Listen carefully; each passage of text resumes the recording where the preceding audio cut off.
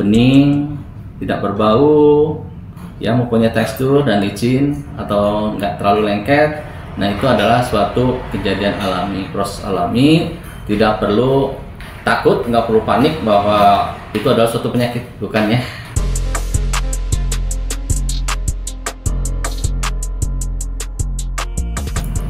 Keputihan yang abnormal itu juga bisa menyebabkan siklus menstruasi menjadi tidak normal, ya. Siklus menstruasi menjadi tidak normal karena apa? Keputihan yang tidak normal bisa menyebabkan siklus menstruasi juga terganggu. Ya, penyebabnya apa? Yang menyebabkan siklus menstruasi tidak normal atau terjadinya keputihan, yang pertama adalah infeksi bakteri, ya. Infeksi bakteri itu disebabkan oleh bakteri atau bakteri vagonosis, ya, namanya BP, ya. Itu bakteri penyebab keputihan itu. Kemudian infeksi jamur, ya. Keputihan itu bisa disebabkan oleh infeksi jamur. Nah, infeksi jamur ini biasanya disebabkan oleh penyakit, ya. Jadi hati-hati kepada ibu-ibu yang mempunyai gangguan diabetes mellitus, kencing manis, itu bisa menyebabkan terjadinya infeksi, ya. Kemudian mengkonsumsi antibiotik berlebih tanpa indikasi, baru meriang sedikit, minum amok, minum antibiotik yang lain, gitu ya. Padahal sebaiknya ditunda dulu, kan lagi artisnya atau selayaknya minum antibiotik itu apabila terjadi panas atau peradangan setelah 3 hari, baru biasanya dokter memberikan antibiotik. Tapi di masyarakat umum kadang-kadang pengen cepat sembuh, baru demam, baru ada gejala-gejala, sudah buru-buru minum antibiotik, ya. Padahal belum tentu antibiotiknya sesuai lega artis atau sesuai dosisnya, gitu ya. Kadang-kadang ya baru makan sekali 2 kali udah stop, udah enak, nggak usah. Padahal justru itu salah, ya. Karena bisa menyebabkan apa? Ya, bisa menyebabkan jadi kebal, ya. Jadi kebal si itunya, apa istilahnya teh, dilupakan, ya. Jadi kalau minum antibiotik harus habis. Kemudian penyakit diabetes juga bisa menyebabkan gangguan jamur pada organ kewanitaan. Selanjutnya, oleh karena itu dalam mengkonsumsi obat sebaiknya kita bijaksana, sesuai dengan indikasi, gitu ya. Sesuai dengan indikasi dan sesuai dengan aturan, dosis dan aturan. Jangan berlebih atau tidak sesuai dengan aturan. Yang membuat keputihan tidak lancar atau bermasalah juga diantaranya ketika kita terlalu capek, ya. Kita terlalu capek, ibu-ibu terlalu capek, fisiknya terlalu diporsir, ya. Sementara nutrisinya, asupannya kurang, gitu ya. Dikejar target, tugas dan sebagainya, sehingga kelelahan. Pada saat kelelahan itu kondisi tubuh kita mengalami penurunan fungsi, kekebalan tubuh kita mengalami penurunan fungsi. Yang terjadi apa ketika penurunan fungsi? Yang terjadi ketika bakteri masuk, virus masuk, parasit masuk, yaitu dengan mudah menyerang tubuh kita. Nah, itu juga bisa. Jadi sistem kekebalan tubuh yang menurun bisa menyebabkan gangguan keputihan. Oleh karena itu, Sobat Sehat Anas, saya selalu menyarankan supaya tetap menjaga pola hidup sehat, ya, pola makan yang sehat, olahraga yang cukup, atau asupan nutrisi yang seimbang. Itu tujuannya untuk apa? Ya, insya Allah kalau sistem kekebalan tubuh kita kuat, stabil terus, insya Allah nggak akan ada penyakit atau virus yang bisa mampu masuk ke dalam tubuh kita.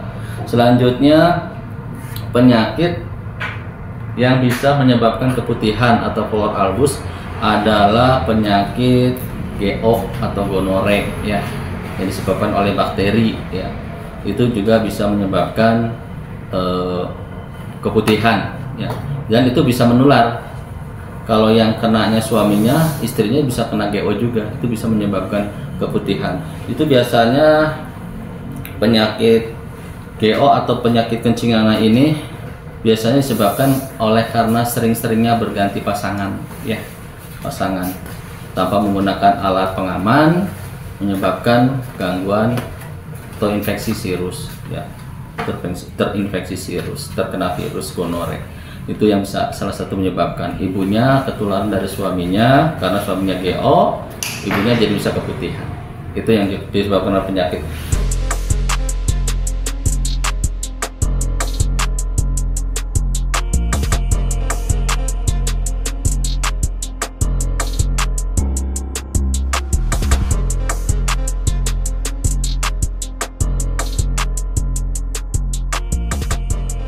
Penyakit yang lain adalah trichomoniasis.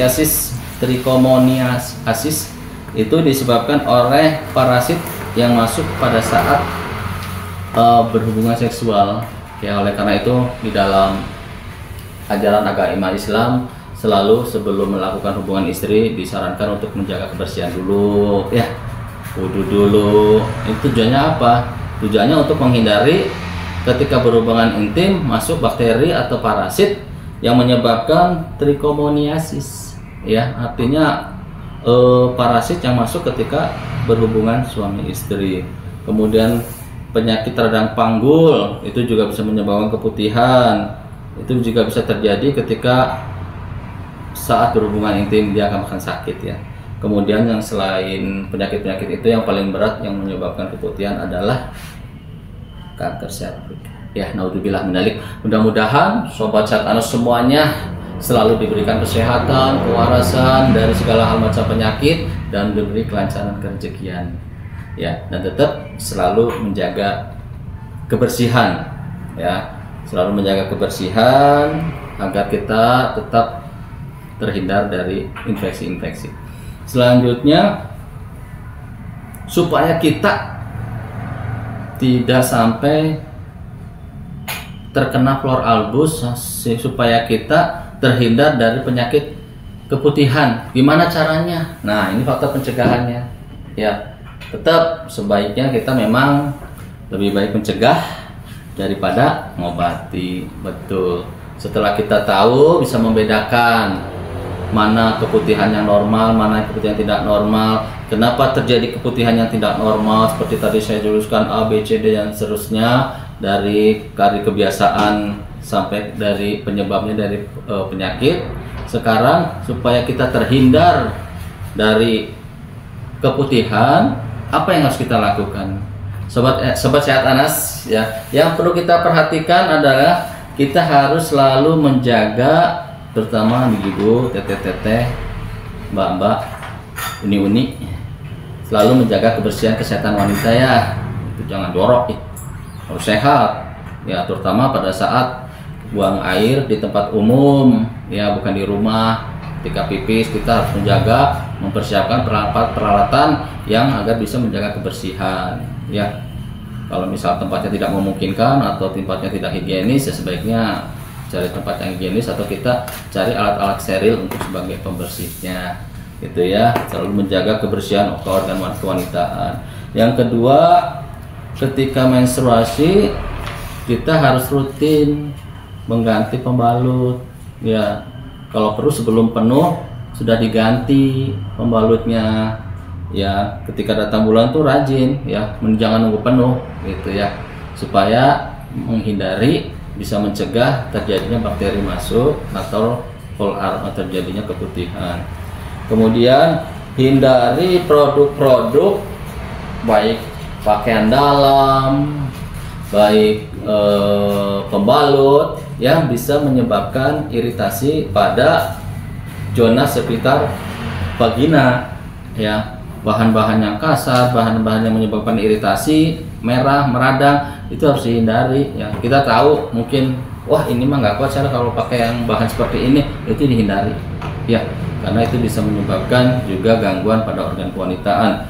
Kemudian hindari produk-produk terutama sabun, ya, yang pH-nya tidak cocok untuk organ kewanitaan, ya. Misalnya bukan sabun untuk organ kewanitaan dipakai untuk cebok ya untuk bebersih, yang mana pH-nya lebih tinggi yang mungkin bisa menyebabkan kekeringan, iritasi dan sebagainya. Jadi hindari produk-produk yang tidak cocok ya, jangan asal pakai gitu ya. Habis cebok terus pakainya sabun yang asal-asalan. Selanjutnya ketika kita habis BAB, arah ceboknya jangan dari belakang ke depan, sehingga memungkinkan perpindahan bakteri dari feses masuk ke dalam organ kewanitaan. Justru harusnya dari arah depan ke belakang ya, supaya bakteri kebuang ke belakang. Kadang-kadang tanpa disadari kita kadang cebok dari arah belakang diarahkan ke depan, sehingga cipratan-cipratan itu bisa memungkinkan terjadinya bakteri masuk ke organ kewanitaan. Itu juga pola kebersihan yang harus dirubah kalau memang seperti itu. Ya mudah-mudahan sudah pada ngerti ya cara cebok yang baik, sehingga tidak memindahkan bakteri dari feses ke organ kewanitaan.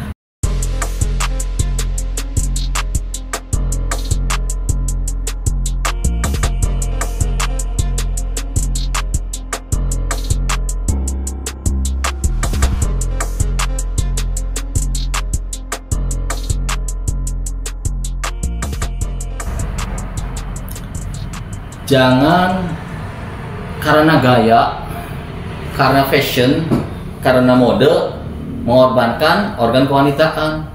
Contohnya menggunakan celana yang tebal, menggunakan celana yang ketat ya, yang dapat mengganggu, yang dapat mengakibatkan timbulnya jamur atau parasit ya. Celana yang ketat, yang panas gitu ya bahannya, yang karena pengen kelihatan indah gitu, mungkin pengen kelihatan fashionable gitu ya, mungkin mengakibatkan biarin saja. Nah itu nggak boleh. Tetap kita harus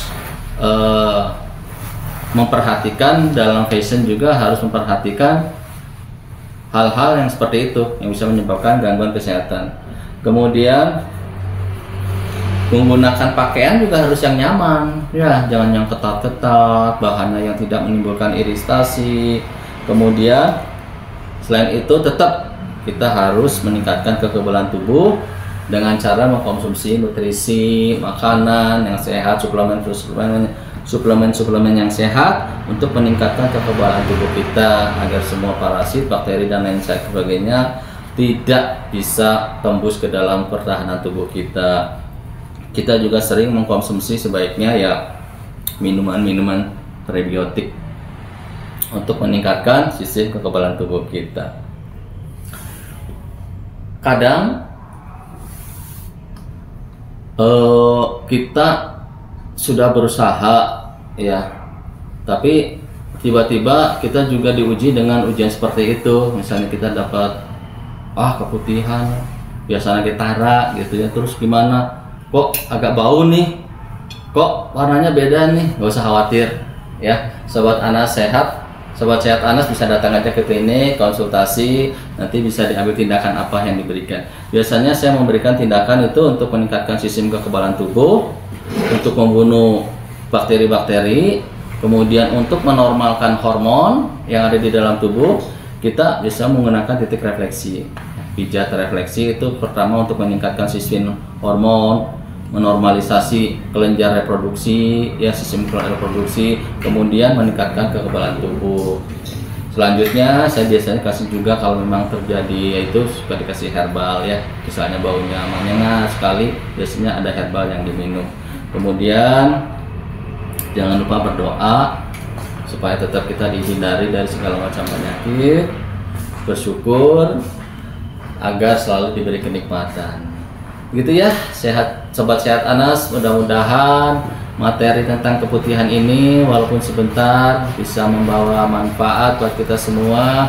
Pesan saya tetap menjaga kebersihan seluruhnya ya, baik sistem kekebalan tubuh maupun organ-organ kewanitaan tetap harus dijaga supaya kita terhindar dari penyakit seperti tadi saya katakan, keputihan campur albus. Apabila ada pertanyaan silakan japri ke saya, nomornya ada ya, saya cantumkan. Kemudian apabila mau konsultasi juga bisa datang langsung ke klinik Anas bin Malik di Jalan Raden Embang Arta Wijaya nomor 2. Jangan lupa Buat yang baru nonton channel Anis Magioterapi, di subscribe ya, di share, dibantu biar channelnya semakin gede, ilmunya makin, informasinya tersebar dan banyak manfaat buat orang lain.